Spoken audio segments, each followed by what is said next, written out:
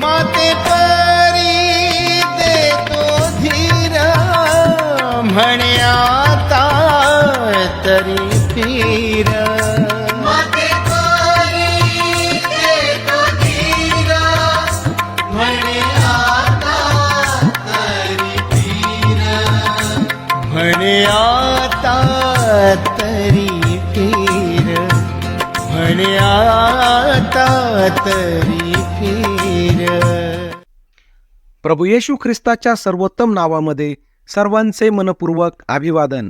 पवित्र शास्त्रात नवीन करारात मत्तई शुभ वर्तमानाच्या अध्याय 15 आणि वचन 1 आणि 2 मध्ये आम्ही अशा प्रकारे वाचतो. मग येरुशलेमेहून परुषी व शास्त्री येशूकडे येऊन म्हणाले, आपले शिष्य वाडवडिलांचा संप्रदाय का मोडतात? कारण जेवणापूर्वी ते हात धुत नाहीत. परुषी व शास्त्री प्रभू येशू ख्रिस्ताकडे येऊन त्याच्या शिष्यांवर त्यांच्या पूर्वजांच्या परंपरेबद्दल दोष लावित होते. मनुष्यांनी प्रस्थापित केलेल्या परंपरांना व्यक्ती अधिक मान्यता देतात व तेही स्वतः कधी कधी धर्मांध बनून दैवी नैतिक गुणांकडे दुर्लक्ष करतात. परंपरा ही एक सामाजिक धार्मिक शिष्टाचार आहे ज्याचे मनुष्यांनी नेहमीच पालन केले आहे.